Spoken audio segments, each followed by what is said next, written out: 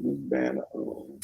Hello, family. Hello. I want to welcome you guys to our show. This is Nick and Mike, Military Brothers, talking sports. We want to welcome you guys today. We have some amazing topics. We're going to be talking with guys today, of course. We're talking about the NFL championship games that took place this weekend. We're going to be talking about, Green Bay Packers, and if that bad man should stay in Green Bay. And we're going to talk about Mathew Stafford. The Lions said they're going to actually get rid of Mathew Stafford. Then the last topic we're going to discuss is actually NFL head coaches dealing with black coaches. I believe I have an idea. With me and Mike, we're going to get into what they should actually do as far as making these changes. So we look forward to you guys joining us on today, and we are looking forward to having an amazing conversation on Nick and Mike, NFL Brothers, actually talking sports. Let's do it. Also,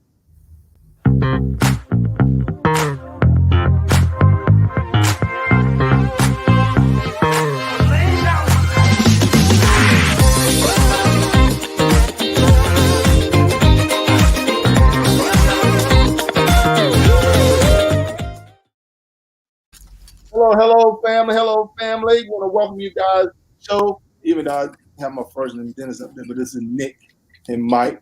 So what's going on? Yeah. Welcome you guys to Military Brothers, actually talking sports today. Mike, man, how was your weekend this weekend, my brother? The weekend was good. I'm not a sports guru or anything, but I wish I had to play some bets, man. Really?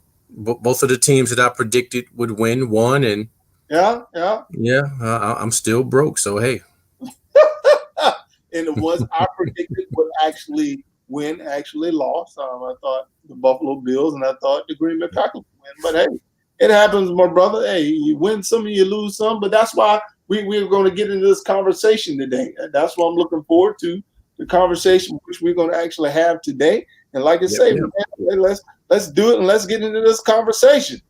Let's do it. All right, the first one we're going to talk about that NFC Championship game, which is dealing with that bad man in the Green Bay Packers against those the Bucks. Bucks handled their business, Mike. So I want to know what was your thoughts on the game, my brother? Well, just because I predicted that they would win, we got to talk about how and why. Aaron Rodgers is amazing. I think I counted at least 8 chances that they had to win. I'm still trying to question, why are you kicking the ball for 3? Because even if you get 3, you still down in a hole. You might as well go for the gusto. And then there was one point that I could have ran the ball in, and I don't know what Aaron Rodgers was thinking about. He had a clear lane, and I'm not saying he wouldn't have got hit or not, but nobody saw it, and I think by the time he's seen it, it was too late. Wide open with a man of his experience and the years he's put in and the work he's done. It must have been a brain freeze. Yeah.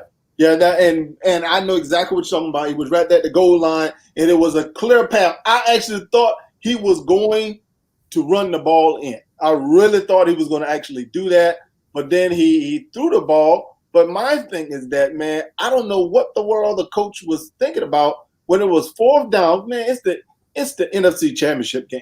It's 4th down, and you mean to tell me you're not going to go for it? You kick the field goal, they never touched the ball again. You gave them. First of all, you weren't stopping Tampa Bay, even though Tom Brady threw 3 interceptions. But other than that, they were driving the ball down the field. And my other thing, I don't know what the world Green Bay Packers were even thinking about on the end of the game. Tom Brady's going to be throwing the ball down the field, either try to get a pass interference or put themselves in a position to try to score. How in the world do you allow the wide receiver to get behind you? That should be you understand, that's your job, is to prevent the wide receiver from getting from behind you, and you get burnt on really a fly. That's the thing that gave me, where was the safety? That should have never happened. That should have never happened. If you guys who are chiming in would love to hear your comment, subscribe to our page. we would love to read you guys' comment. We're talking about the NFC Championship game first with Green Bay versus the Bucs versus Green Bay. So we would love to read you guys' comment. So definitely chime in. But man, that was my thought. Why in the world that you did not give a 10, 15-yard cushion to make sure you don't get beat deep? That blew my mind. And the thing is, it's the magnitude of the game. The winner goes to the Super Bowl. Bro. Your antennas and spider senses should have been tingling, and you should be ready. You so busy trying to watch the man that all you had to do is turn and see the ball coming. Yeah. And then get into position. But it was a little bit too much nonchalance out there. I'll get it on the next play. At one time, it was a turnover fest. It was an interception festival. You didn't know which way to go. I'm like, wow, this is anybody's game with 2 minutes and 30-something seconds left. Brady tried to give it away. Aaron Rodgers had 1 interception. Brady had 3. So it's like Brady gave them an opportunity to get back in the game. But to me, man, it seemed like Tampa understood they came there to win in order to win the championship. And Green Bay was playing as if they were hoping they could win an actual championship. To me, that cannot be your mindset if you're trying to get to a championship game. And you know what? Every play counts. It takes nothing for the momentum to shift because someone, your coverage wasn't where it should have been. Correct. This unsportsmanlike conduct, you shoving people, you face masking, you throwing blows at people, costing your team 15 yards. Yeah. Turning points to the game. But my thing is, both of these guys are skilled. Both of them can put it in the air. You never underestimate Tom Brady. I don't care if it's 3rd and 40. Yeah. He got something up the sleeve. He going to get them close. He going to step back in our pocket. He's capable of anything. And if you make a mistake against a team like that, you're going to pay. He's going to make you pay. I don't even think I saw a worried look on his face except for one time when one of his players did something, didn't make a catch, and he was just like, and I'm going to say this. I'm going to give props to Brady for still having faith in his players even after they drop 2 and 3 balls. That's amazing.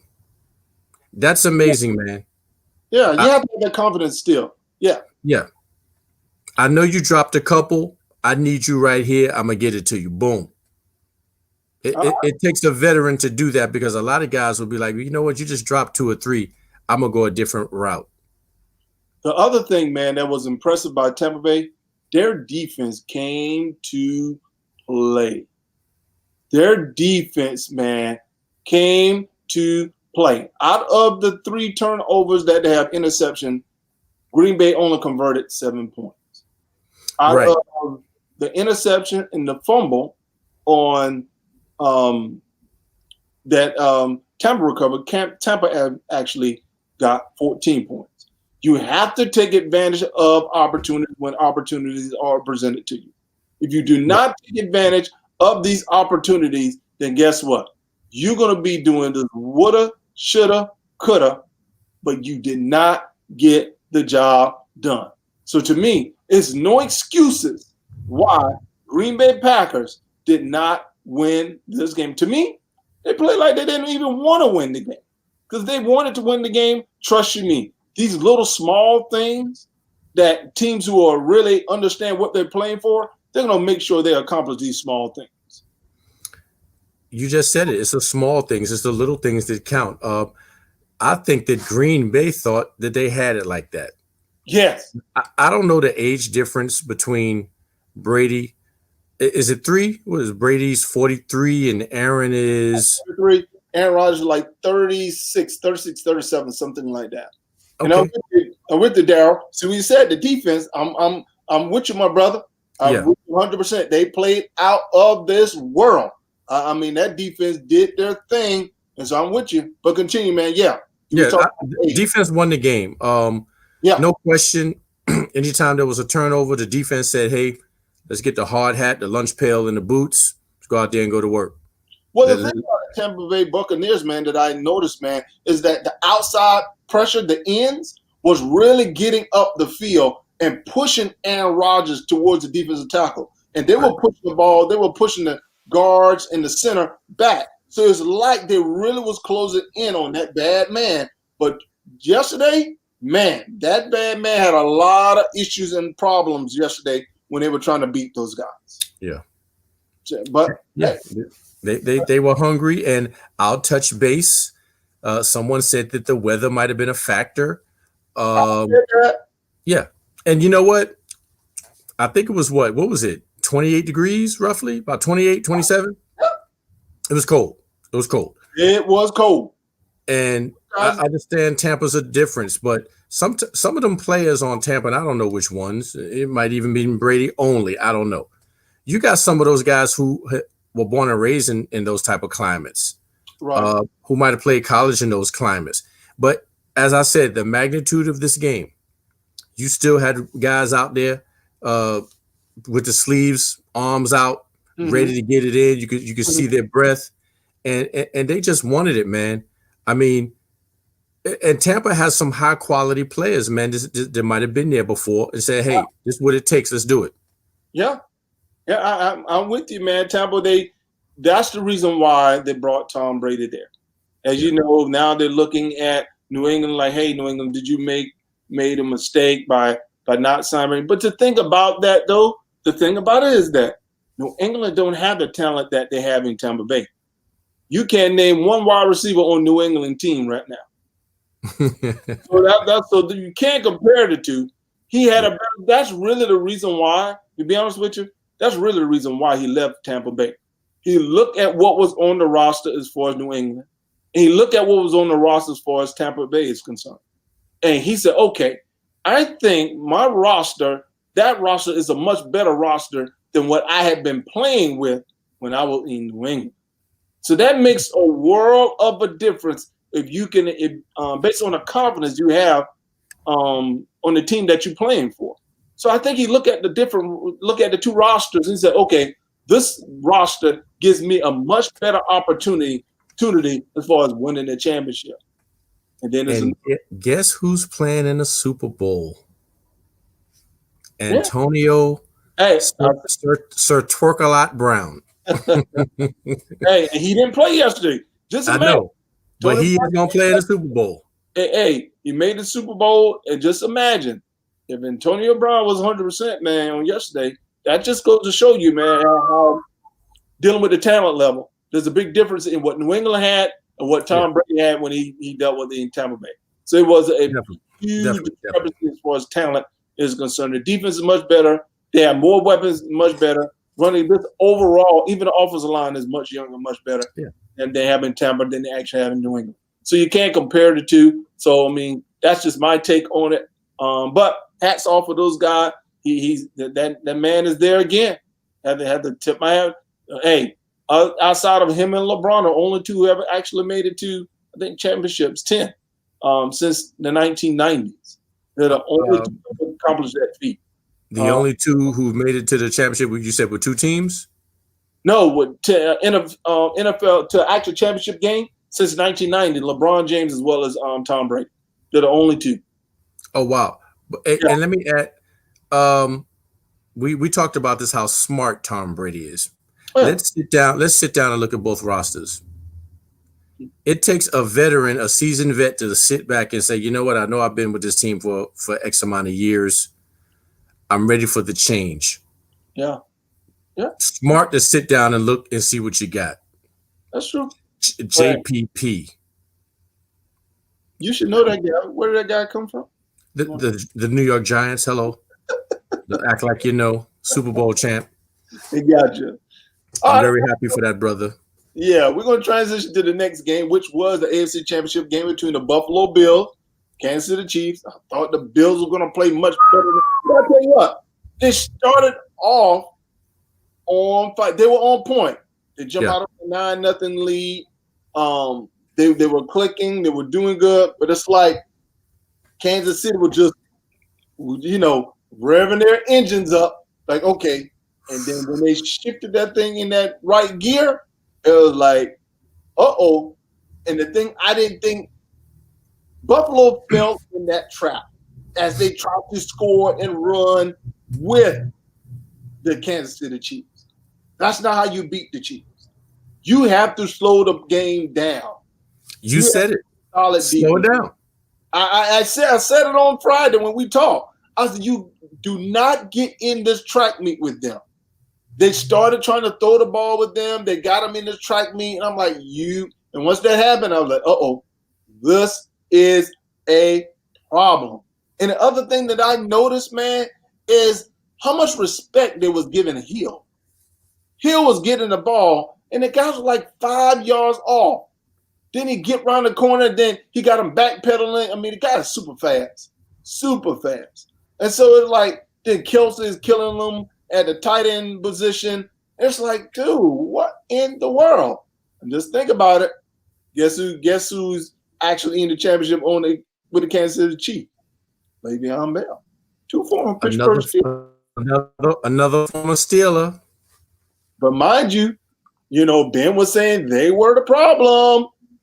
Yeah, the Kansas City is that unstoppable machine, my man. Hey, I agree with you 100%. Tyreek Hill, hey, that speed, as my man Darryl was talking about, that speed, that's what I'm talking about. That speed. I think Hill needs to be drug tested. That's what they call him, the cheetah. This brother took off. I need to look up his record and see if he's ever been in juvenile hall, man. Brother ran like he's done time. I'm just kidding, man. They call that cat the cheetah. Just think about that. I'm not going to give you a nickname of the cheetah if you're not fast. And he turns nothing into something. Man, it's like he accelerate on a dime. And that's why I'm like, man, that's crazy, man. Man, it makes no sense how the fastest do it. You're right there. I agree with you 100%. You said it. You read his mind. I got that brother's MVP. Bruh, hey, he is the reason why. But Kelsey was the man in the first half. I think he had 9 receptions. Oh, yes. Most reception in the first half by a tight end. Broke Shannon Sharp record. That guy was getting the job done. Kelsey, man, put in work. And just think about this. The championship game, they get Sammy Watkins back, and they get Le'Veon Bell back. Wow. Marinate on that. Wow. Weapons on that team. They play without those two brothers. Wow, man. It's a lot of firepower coming over there. A lot of firepower. Little my man said like a video game player. In real life. Wow. Yeah. Dude, I agree with you, man. I cannot agree more with you, man. Because you look at it, you like, oh my God. It's like they're on their heels. Because in most cases, when you're a defensive back, first thing that they do, unless you're playing press coverage, first step is back. Because, you're trying to read the defender. But it's like they respected this guy's speed so much. It's like when he caught the ball, they were still stepping back. Because they were concerned about him getting around them with all that speed. So I'm like, dude, what in the world is going on here? But hey, they ran a well-executed game. They stepped up to the plate. They performed. And my thing is that the Buffalo Bills made a huge mistake trying to score with these guys. You have to play your own style, your own brand. You're trying to run up and, trying to be just as explosive as these guys. You're not going to win that way. Yeah, can't go toe-to-toe. No, I like the poise. I don't think at any point in time I seen Mahomes nervous, panicking. He was just like, we tighten the helmet up a little bit. Let's go and do what we need to do. And even at the end, I trust my guys. I know what we can do. It was almost like they were playing a team with less caliber, but that's the Bills' own fault. I even said, because of Kansas City's experience, and they've been there, the Bills just coming in, going to get a little bit too excited. Let's go toe to toe, round for round. Let's see what we can do. No, you got to get your defense to step up a certain way, man. You got to slow KC down because they got a gear. They capable of putting up points. And next thing you know, you down by 17 points. It's the experience, man. It definitely Yeah. proved a point. Experience. Kansas City played as if they played with no fear. They were Boom. even though they were down 9-0. It's like they were like, okay, just a matter of time. Plenty of game left. Dude, it was like last year. They were down to the Texans, and it was just a matter of time. Then that key got turned over, and it went into straight overdrive.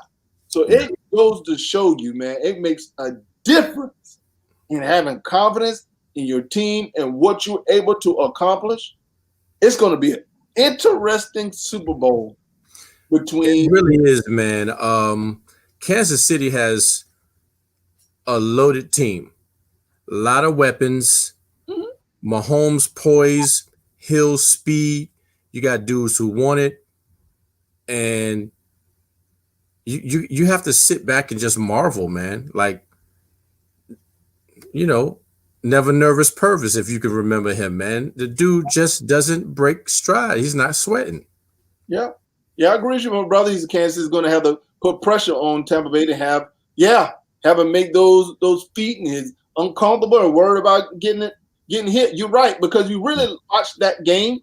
Patrick Mahomes, he was not 100%. He was still gimpy. But the one thing that I noticed in that game dealing with Kansas City, and they blitzed Allen a lot. Yes. In that game.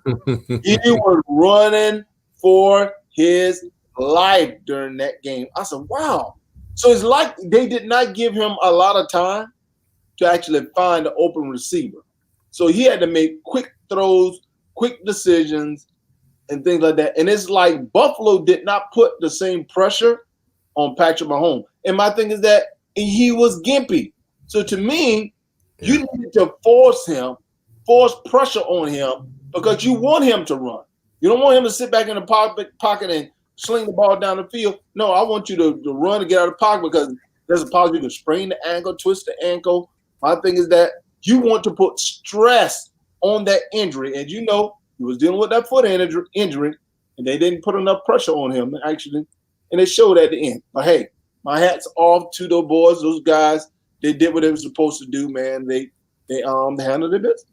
Right. And one thing I noticed about Kansas City, even when they were up and had the game on lock, they were still giving Allen the business. Mm-hmm.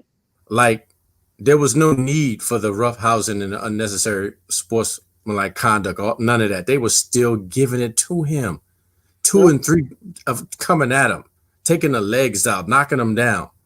Just saying, hey, man, you ain't going to come out here with all that. We don't even want you to think you have a chance of coming back. It's only going to make Allen better. Yeah. The Bills will be back. Yeah. The Bills are going to be back. Just like, speaking of that, transition back over to that bad man. What's your thoughts? Do you think Aaron Rodgers need to consider leaving Green Bay? Well, I saw the look that Aaron Rodgers gave Brady, when they embraced, and he was like, take care of yourself. But he had a look like, I'm not happy what just happened. He didn't take the foot off the throats. Yes, DT. Never take the foot off the neck. Yeah. But Aaron also has to be mad at that guy in the mirror.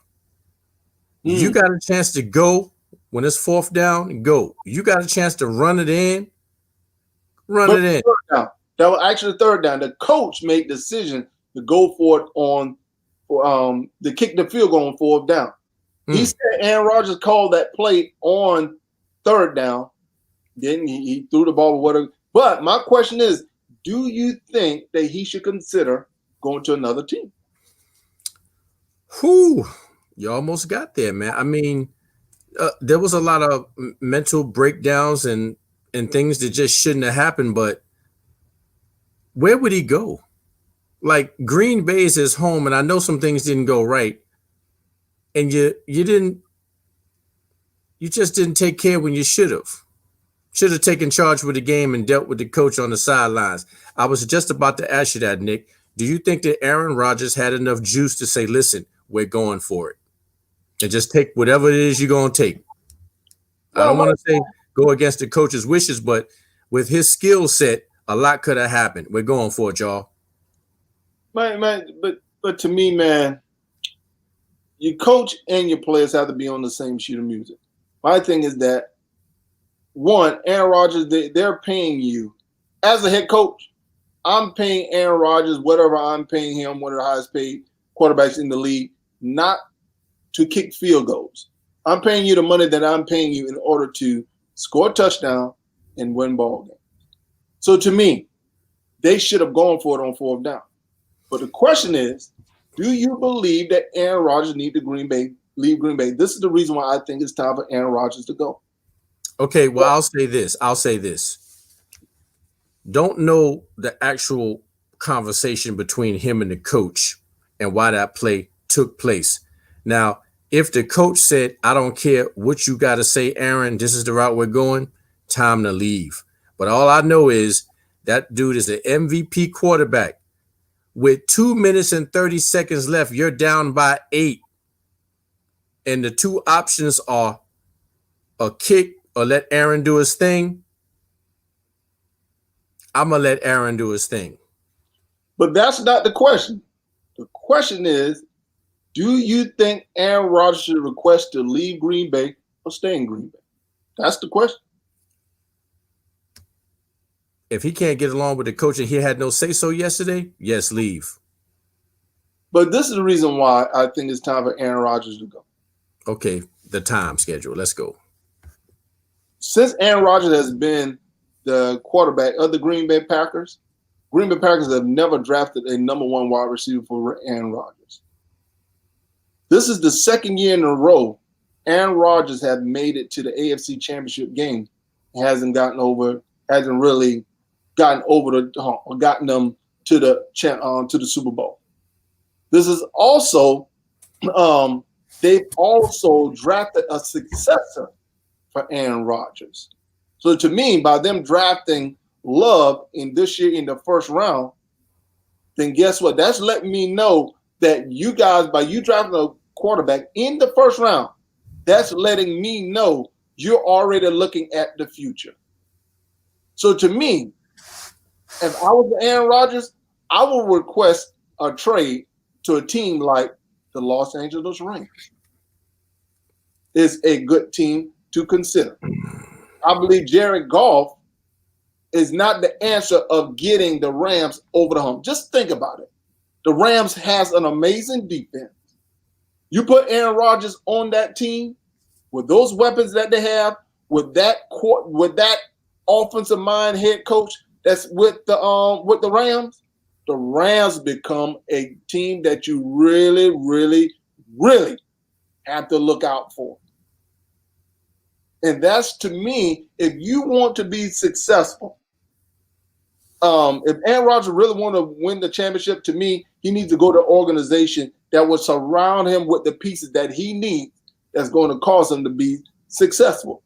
But to me, I think he needs to stay in the NFC versus going to the AFC, because if he goes to the AFC, he has to face that guy Patrick Mahomes in order to get to the Super Bowl. So the route to the Super Bowl is much better in the NFC than the AFC. I would love for him to be in Pittsburgh, but I'm just saying. So my man Sean said, nah, too old for the Rams. But Aaron Rodgers, man, is still, how do you say he's too old and he's about to become the MVP of the NFL? Who's getting MVP? Oh, Rodgers is going to win MVP this year. And that was a Steelers fan that said that. Hey, man, look here. Man, don't get me on Ben Roethlisberger. Let me say this. You said whether he should leave or not. You went a different route on why he should leave. The Love thing, no wide receiver.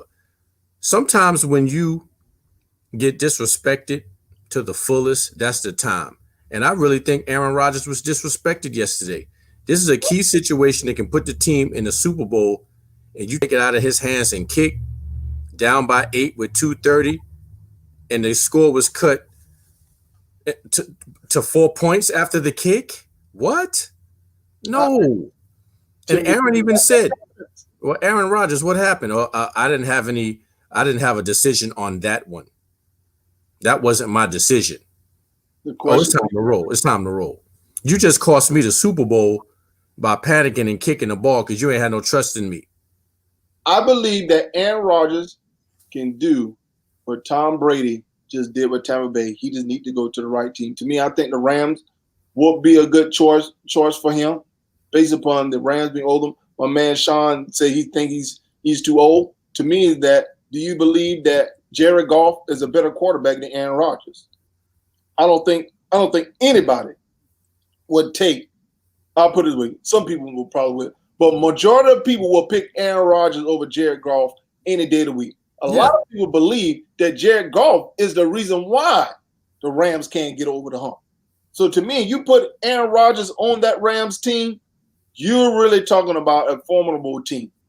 Mm-hmm. So that's the reason why. That's the reason why I say that. Like, dude, Rams is a good place for him to go. But hey, that's what we have after this conversation. Hopefully, you guys subscribe to our page. You guys subscribe. Love you to comment. I love the comments. Appreciate you, Darryl and Sean. Thank you for your comments on what we're doing. That bad man, I believe, that is possibly looking to leave Green Bay. I would not be surprised. Yeah, it's time, man. I'm gonna go full-hearted with you, man. You know, I like the route you chose. You know how you gonna play me and get a quarterback last year, first round. I don't have no wide receivers to throw to, and you took the ball out of my hand in a crucial situation, just preventing us from going to the Super Bowl. He's too high power for that. He's too elite for that.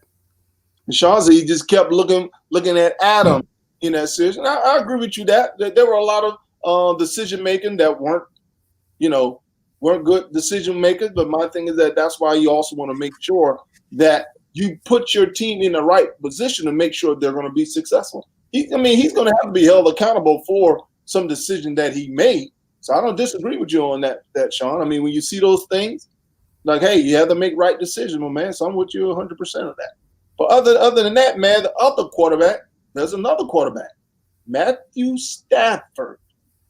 They're looking at trading Mathew Stafford from the Detroit Lions. Now, before my Pittsburgh Steelers actually decided to sign Haskins, I've been telling people Mathew Stafford will be a great quarterback for the Steelers to look at, possibly bringing there if they can convince Ben Roethlisberger to retire. To me, Mathew Stafford is only 32, 33 years old. About 32. Yeah. Still young, still have the arm, still have the legs, but now he's leaving from an organization like the Detroit Lions who don't have a history at winning. His best career was when he had Megatron. Megatron is gone. Now he'll be able to unite or connect back with a junior Megatron in that guy we have in Pittsburgh, Claypool. So he has a better core if he were to go there. I don't disagree with you. That's a great point. Washington would be a great landing spot for him. Washington young team, good. I love Washington defense. And to me, they really have the running back. The only thing I think Washington is missing, man, is a couple of wide receivers that can create separation to really, really help them out. To me, Washington would be a great decision. Sean, my man, said, Sean, I'm going to let you know, man, I don't want Pittsburgh to sign back Juju. I'm going to let you know right now. That money can be invested in to solidify. Juju on that beat. And Juju can go to someplace else, TikToking at another organization. TikTok. That means time for you to go. TikTok. So that's my thing in dealing with Juju. To me, Pittsburgh have enough wide receivers to where Juju Smith-Schuster can go. They have, so they don't need to spend 12 because he's going to ask for $12, $13 million a year. That's what he's going to be demanding. To me, dude, you're not $12, $13 million material. And I had a conversation with my brother. I said, watch. Juju Smith-Schuster numbers will go down with Antonio Brown no longer being on the Pittsburgh Steelers. And it definitely happened. Antonio Brown protecting him a lot. You know, they had a double team Antonio Brown. Now you have the second string or third string cornerback on Juju Smith-Schuster. So it's much easier for you to get open. Now, when you're the main guy, you don't even get 1,000. You don't even get 700 yards. He had 95 catches this year. Shoot, Ben Roethlisberger was throwing the ball, 40 plus times a game. So my thing, I would love Matthew Stafford, but I think Washington probably is going to be the team that really invests into looking at Matthew Stafford. I like that point, Darryl. That would be a good play. And Sean, I agree that Ben do need to retire. $41 million hit. So what's your thought? Where do you think Matthew Stafford should go, Mike? That's a good question. Now, seeing how the Houston Texans is getting rid of brothers left and right, Jadeveon Clowney, Hopkins. Right. Hopkins, okay, so if Watkins is out of there, Matt Stafford to the Houston Texans? A swap. So my man, you would trade Juju to the Texans, give up a pick this year, but it would have to be a sign and trade. He's a free agent, so wouldn't be a trade. Watkins, man, that's a everybody want Watkins. There's only like 5 teams in the league who probably wouldn't trade for Deshaun. But so what squad do you think probably would be a good place landing spot for Matthew Stafford? Because he's not Houston Texan. So you're saying trade Deshaun Watkins for Matthew Stafford, right? Yeah. I don't think you can get him. I mean, because there's a lot of people who want Watson, but if you want to say where's Matt going to land or where does he want to go? Yeah, that's my thing. Yeah, where do you think he's going to land? I'm still going with Houston. I don't think Deshaun's going to stay, man. But I don't think Deshaun's now. This is the thing about Deshaun. He has control over where he goes. Yeah, I don't think Deshaun Watkins want to go to Detroit. No. I hear some other things in the air for him, but at least Matt Stafford will have a home, and Watson can shop around. I mean, I could see him in Houston, but if you really think about it, if Matthew Stafford is looking at winning a championship, pretty much he's leaving Detroit and going to face the same thing in Houston. Houston hasn't proved that they have a history of making a lot of smart decisions. You trade one of the best wide receivers in the league for a washed-up running back who you're probably going to release after this year with your new head coach. So you only receive a second-round pick for him.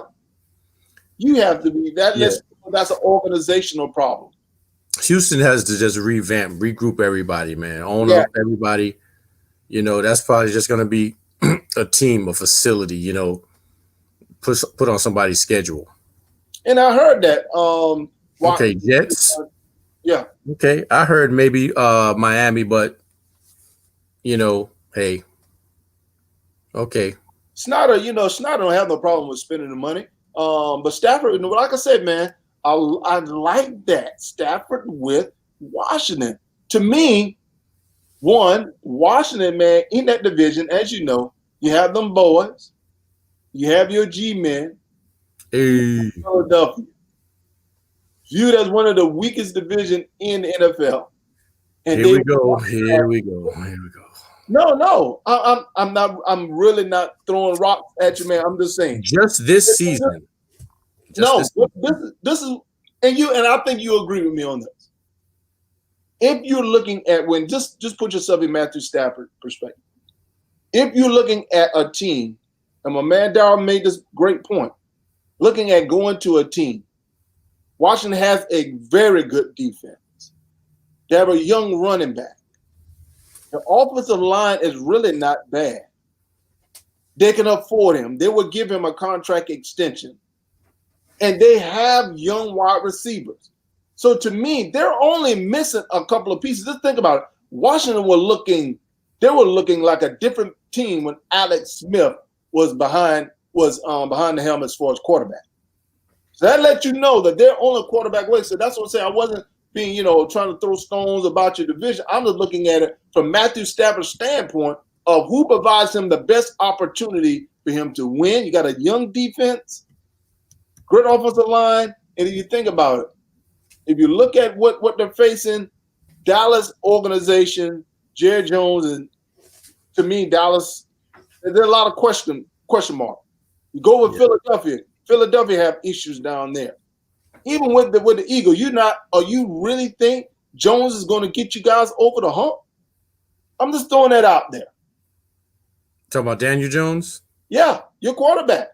So to me, I thought you mentioned Eagles. No. I've been said that something needs to happen with that. And I wish everybody luck, but everybody not going to win. You're trying to put people in championship contention. Mm-hmm. Get him in the conversation first.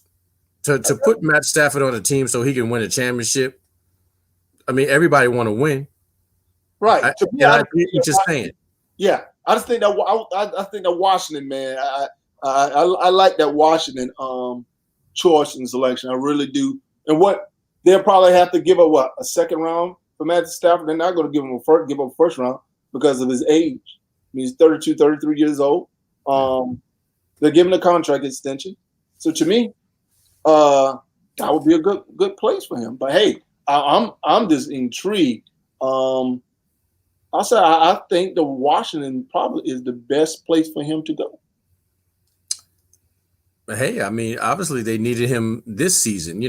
Washington took 2 L's to the G-men, so they need all the help they can get. Boy, there you go, man. This guy, boy, I understand your love for your G-men and 2 stuff. L's. 2 L's. But the thing that Washington did that your G-men didn't do, they made the playoff.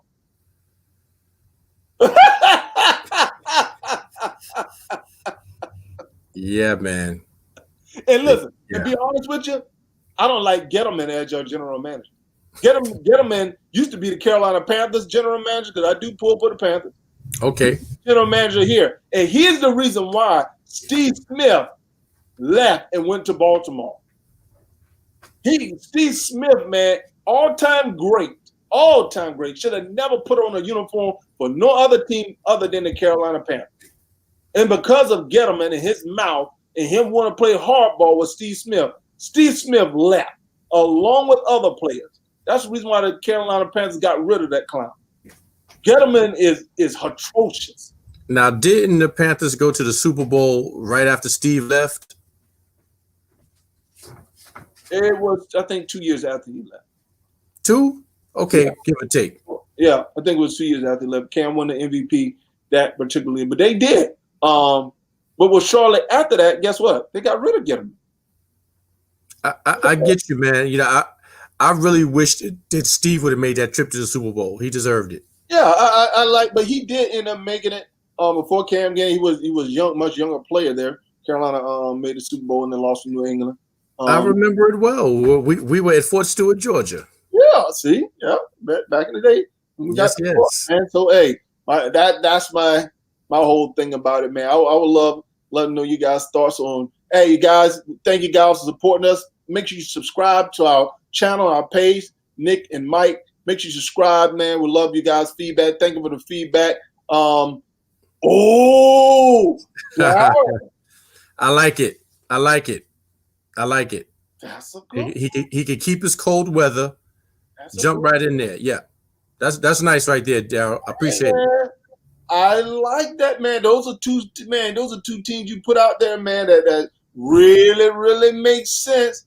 But the thing about New England, you have to put a supporting cast around him. And at this point, New England doesn't have that. So I'm wondering what the salary cap looks like, but that's a good landing spot for him. You have a great coach in Belichick, all-time great. I would want to know what wide receivers are out there that are going to sign with them. Defense is okay, but to me, Washington is the better team right now. They're young. They're hungry. New England, they really have a lot of pieces they have to put together with New England. So, with the New England deal, I just want to touch base on that. And of course, I'm not a New England fan, not a Brady fan.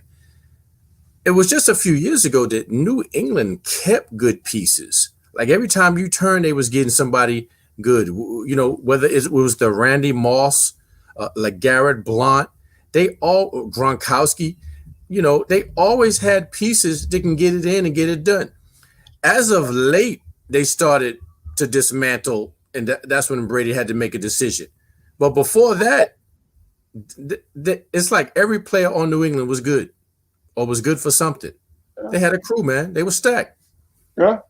New England, man, I tell you what, man, you couldn't knock New England. They were still producing. It's going to be interesting to see what New England is going to do in the future. See what the goals for New England. They had a crew, man. Edelman, etc. I mean, the list was endless, man. A lot of the older players, I think, going to probably end up calling it quits. Like you said, Edelman and those guys, because that really what hurt Cam this year in New England. And like I said, I think that's the reason why Tom Brady left. People think that Tom Brady got ran out of town in New England. No, Tom Brady left because he saw the handwriting on the wall, and he ran out. Who said he got ran out? Man, he did. He saw that, hey, we don't have no pieces down here. In order for you to win, you have to have pieces. And most of those pieces, man, those guys was breaking down. The offensive line wasn't as good as it used to be. So when that happens, he looked at, okay, what provided me the best opportunity of winning? And just think about it. He went down there to Tampa, man, and he saw that. And if you really think about it, if Jameis Winston don't throw 30 interceptions, just think about this. I think they were 8-8, and he threw 30 interceptions. Tom Brady wasn't going to put them in that same situation. And look what they ended up doing this year. Yeah, man, I got you, man. Winston is not on Brady level. We know that. No, I'm not saying that. I'm just saying that a quarterback that realized that you cannot put your team in a situation in jeopardy, put them in a situation where they're fighting an uphill battle. If you cut down the mistakes, if Jameis Winston threw 15 interceptions last year, the Tampa Bay Buccaneers make the playoffs. That's all I'm saying. You cannot make mistakes. That's the issue you have in Roethlisberger. Right. Too many mistakes. It's time for him to go. I'm tired of him and all his doggone mistakes. Get on my nerves. Making me sick.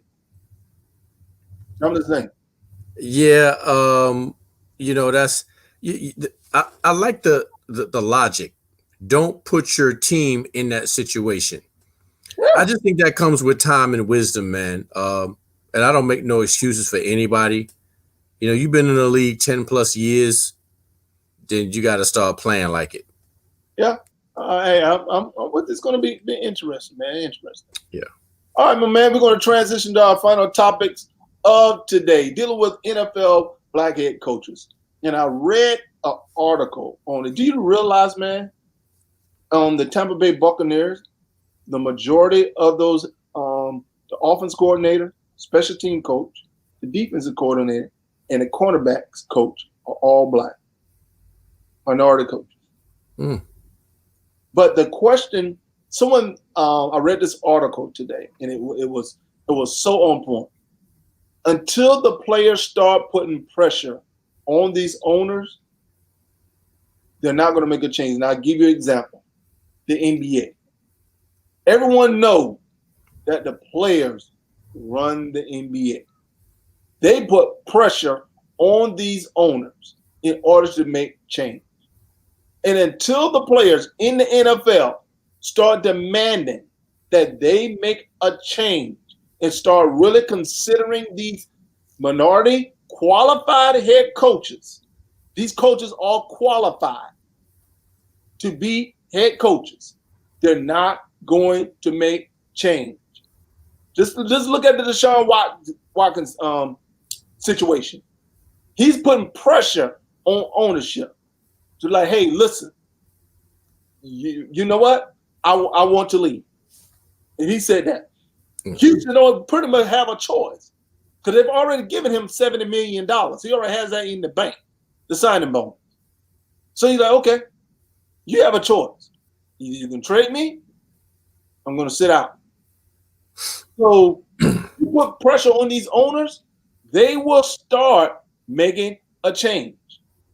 And it has to be the face of the franchise, your quarterback. A lot of these guys that saw, hey, listen, this doesn't make any sense. 70% of the league is black, and you mean to tell me out of the 7 head coaches, little Airbnb is probably going to get the head coaching job in Kansas City? And that leaves us with only 4 minority coaches in the whole NFL out of 32 teams. You know, someone said that it's like the NFL is going out of its way not to hire black coaches.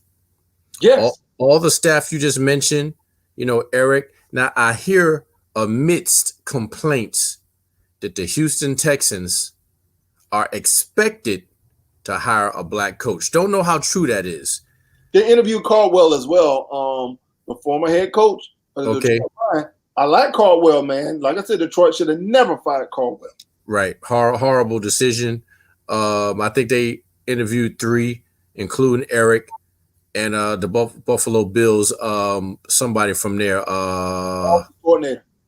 Okay. Leslie Frazier. Oh yeah, the defensive coordinator. Leslie Frazier. Right. Coordinator with Buffalo. You know, we have to complain. I don't want to say whatever it takes, man, because it's a shame. But you're right. Put the pressure on them. And I like what you said, that idea. And it's sad that they have to do, quote unquote, affirmative action in the NFL when all these brothers are qualified.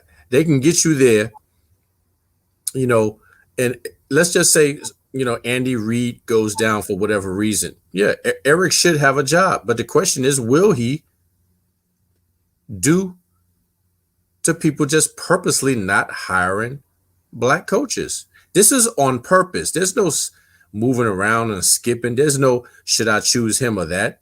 It's just hard for some people to understand that a black man can take the helm and run it.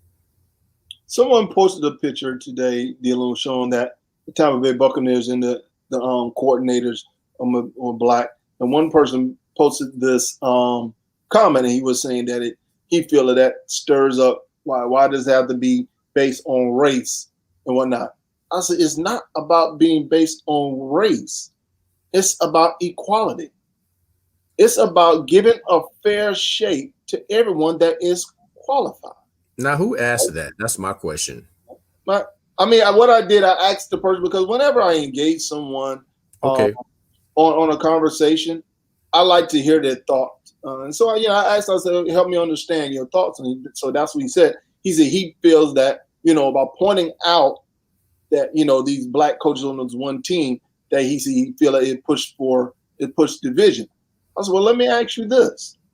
Why is it that only black head coaches are the ones that are suffering from inequality? White head coaches are being given an opportunity. I mean, you're talking about special team, not even offensive coach. They're special teams coach. Do you realize Harbaugh was an actual special teams coach? And he got the head coaching job with not saying, saying that we've seen Harbaugh win the Super Bowl. Got that. But my thing is that they try to make the black coach need to be offensive coordinator, defensive coordinator. My thing is that, are you leaders of men who can validate your skill set? My thing is opportunities need to be given to these qualified individuals. You qualify for the position. If you qualify for the position, the opportunity needs to be presented to you to prove yourself. But to me, in order for that to happen, to me, I said it last week, 2 things need to happen. The players need to start putting pressure on ownership. And the league need to tell them, hey, teams like the Dallas Cowboys have never hired a minority head coach. All these franchises out here that have never hired a minority head coach, the league need to come down and say, your next head coach will be a minority. If not, you will lose a first-round draft choice. Quick question. The person that you was having this dialogue with, were they Caucasian? They were. They were. Say black football head coach, NFL college, gets some of the worst jobs. Yeah, I agree with my man Ace back. Welcome back, Ace. I agree with you 100%, my brother. I agree with you 100%. So they're set up to fail. They set up for failure. Yeah. Set up for failure. Yeah. Sean, still have a hard time with black quarterbacks. Yes. But it seems like they're coming around with that though. Because now you're seeing a lot more black quarterbacks in the league. So now they're coming around. But now it's like, okay, you can play for my team, but you can't lead my team. Right. That's the issue. You just answered the question of the conversation that you just had with that person because you wanted to understand and get their thoughts. That's the answer. Yeah, you can work for it and you can do your coordinating, your defense, your offense. Don't want you to lead.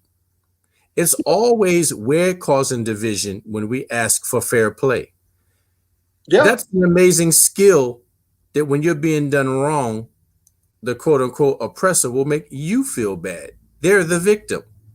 How dare you? How dare you?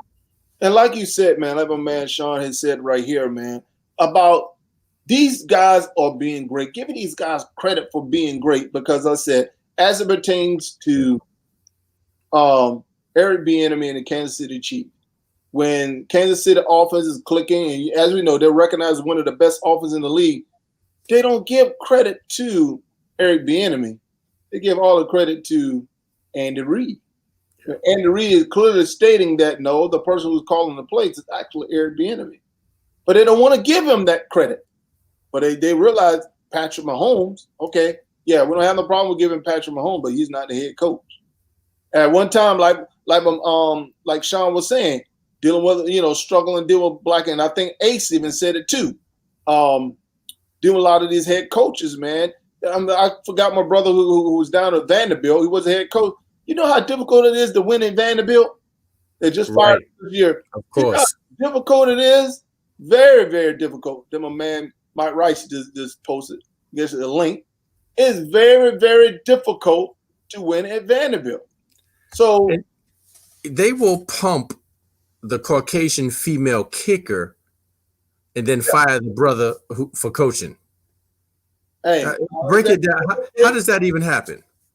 My thing is that until everyone across the board is outraged by the disgusting narrative that's being pushed through the league that a black head coach can't get the job done, we're going to continue to sing this same song and dance. To me, Derek Mason, appreciate that, Mace. Derek Mason. We're going to continue to sing the same song and dance about being given an opportunity. That's all. That's all. Like my man Martin Luther King said, man, about you stepping on my bootstraps. You're talking about pull yourself over my bootstraps, but you're standing on them. Right. You're not trying to give these guys an opportunity to be great. We tell our kids, hey, it's about greatness. But if you are holding me back and you constantly putting more and more requirement on me than you do on my fellow man, how are you saying that it's fair equality across the board? Only thing we want is fair and equal treatment. That's it. Yeah. Give us our time to shine. We've already proven it. It's proven.